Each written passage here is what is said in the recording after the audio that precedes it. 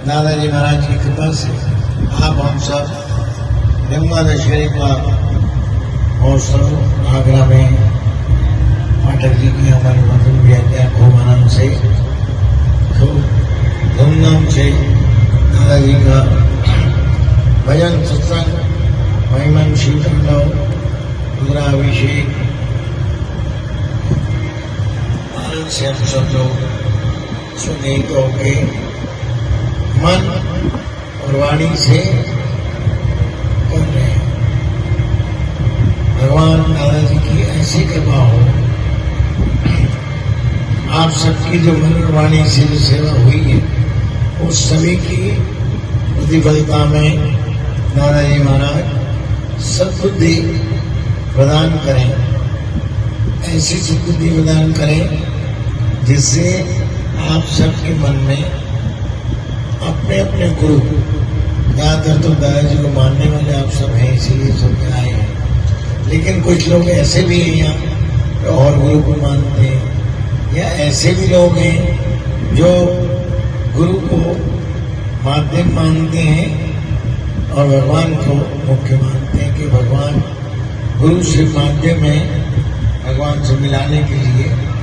तो ये अपनी अपनी सोच है, उनकी सोच के लिए उनके लिए भी उनके जो गुरु या इष्ट को जो मानते हैं उनकी कृपा ऐसी हो जिससे आपका भजन में मन लगे और ऐसा मन लगे जिससे आपके मन में सत्प्रेरणा आए अपने गुरु भगवान इष्ट के लिए जो जिसको मानता है उनके लिए जो निष्ठा है वो परिपूर्ण अक्षय हो, किसी भी तरह से उसमें कमी नहीं हो और निरंतर वृद्धि होती रहे।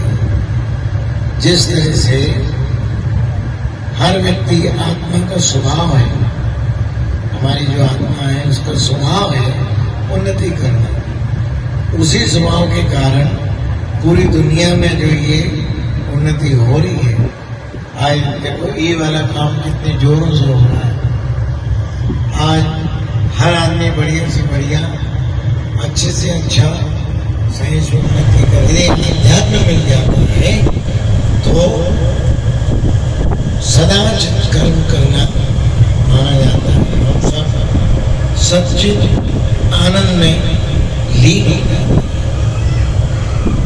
उसी लिए भगवान की कथाएं, पुराणों की कथा, हमारे उपनिषदों की कथा और तरह तरह की आध्यात्मिक प्रेरणा के लिए जो स्रोत हैं उन सभी से हमें इन सब चीज के लिए एक गाइडलाइन समझो या एक प्रेरणा समझो या मन लगने का एक साधन समझो, वो एक हमारे लिए माध्यम होता है। लेकिन उन सभी माध्यम को सदगुरु की कृपा से, जिस तरह से कोई भी माँ अपने बच्चे को घर में नहीं पढ़ा सकती, यदि माँ टीचर भी है, आप में कई टीचर होंगे, यदि वो खुद भी अध्यापक हैं, टीचर हैं, लेकिन अपने बच्चे को किसी न किसी स्कूल में भेजना पड़ता है।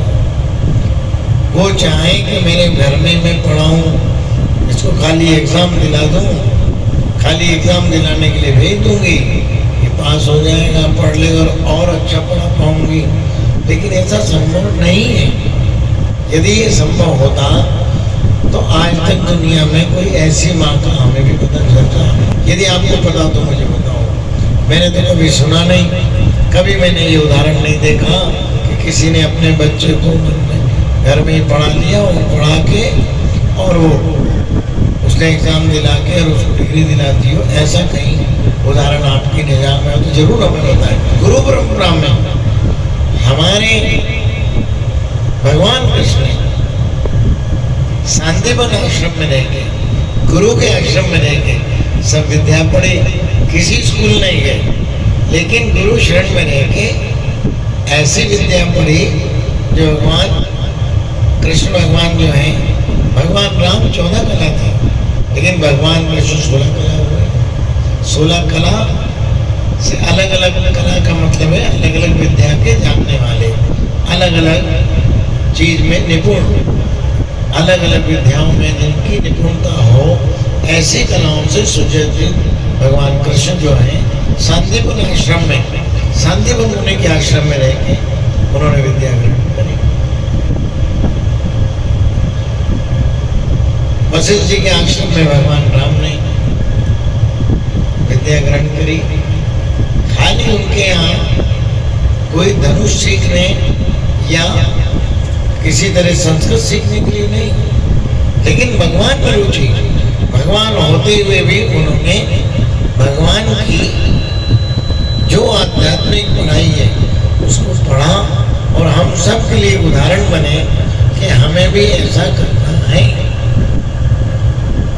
हमारे लिए मनुष्य को किस तरह से अपने नीति कर्म में निकल सके और अपना सत्कर्म करके अपने जीवन की जो यात्रा है वो सत्कर्म में लीन होके आध्यात्मिक बन के भगवान के आश्रित होकर और भगवान के लिए, भगवान के होकर और उनके लिए न्यौछावर होकर अपने जीवन की यात्रा पूरी करें। इसीलिए हम सब जो हैं सदगुरु की शरण में जाते हैं। ऐसे सदगुरु हमें सहज रूप में धुनी वाले दादाजी, हरिहर बोले भगवान जी और प्रभुदा भैया हमारी कुल देवी, हम लोग जो है कुल देवी के रूप में प्रभुदा जी को मानते हैं। और वैसे हमारी सत्याश्री की जो देवी हैं वो हिंगलाज माता और कामाक्षा देवी हैं। हमारे गुरु महाराज जी हमसे कहते हैं हिंगलाज माता और कामाक्षा देवी अपनी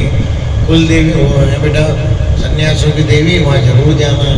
तो कामाक्षा माता तो हम 4-5-6 बार हुआ है, लेकिन जो हिंगलाज माता है वो हमें भी जाना बाकी है। अभी यात्रा मोदी जी कोशिश कर रहे हैं, खुल जाएगी तो वहाँ जाएंगे, लेकिन मानसरोवर दर्शन तो भगवान दादाजी के दया से खूब आनंद से पैदल यात्रा हमसे 1 महीने में 97 में पूरा हो गया।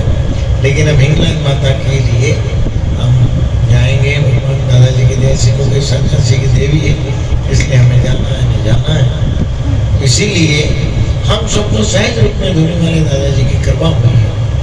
आप सभी दादाजी धुनी वाले के जो भी मानने वाले हैं, श्री हरिहर बोले भगवान दादाजी महाराज के अनेक उदाहरण हमने आपको पिछले 2-3 दिन में बताए, वैसे बताते रहते हैं क्योंकि हमें तो बहुत कथा सुनते हैं, बहुत जगह जाते हैं, लेकिन हमें दादाजी की उदाहरण के अलावा बात याद ही नहीं रही। क्योंकि हमारे गुरु महाराज हमसे बोलते थे, बोले बेटा दादाजी का रंग चढ़ने के बाद किसी का रंग नहीं चढ़ सकता।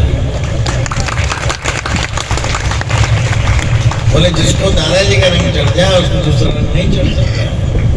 कोई काला हो तो गोरा थोड़ी हो सकता, गोरा काला हो सकता लेकिन काला गोरा नहीं हो सकता। तो इसलिए रंग में जो रंगीन हो गया है उनके रंग में रंग जाए। आप सभी उनके रंग में रंग जाओ, आनंद लो। इसका आनंद जब ही हम पा सकते हैं जब हमारे मन में एक गुरु महाराज के लिए निष्ठा, ऐसी निष्ठा हो कि बस जो ये करेंगे मुझे लिए अच्छा करेंगे, हमारे लिए जो भी उचित है ये ही करेंगे और कोई नहीं करेगा। इसीलिए आप देखो हम सब हिंदू हैं, हम लोगों को किसी भी तरह से जो दूसरा धर्म है उनके मानने वाले या उनके जो भगवान हैं उनको हमें नहीं मानना चाहिए।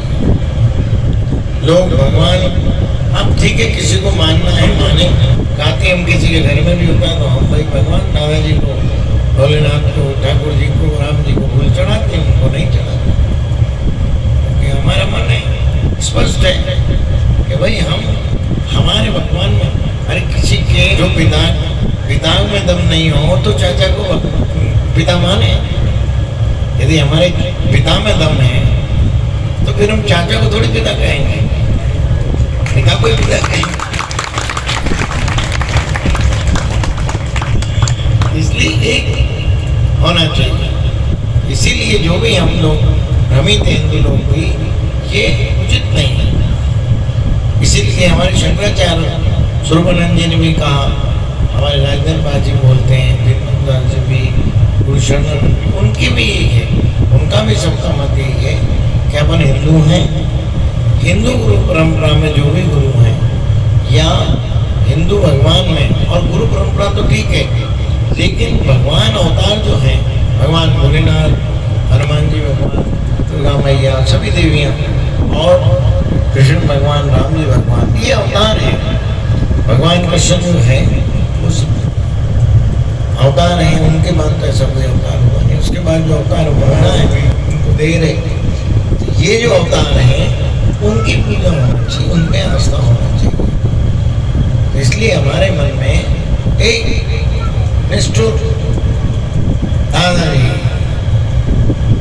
हमारे दादाजी महाराज इंदौर सरकार की बात है, सुबह उठने के बाद कई बार हम गुरु महाराज साथ में सुनाते थे, हम नीचे सोते थे पलंग, तो उठते ही दादाजी दादाजी दादाजी दादाजी दादाजी, दिल्ली वाले गुरु जी कभी दादाजी दादाजी दादाजी दादाजी दादाजी दादाजी, कभी कभी हमारे गुरु महाराज वो छोटी मोटी गुइया हो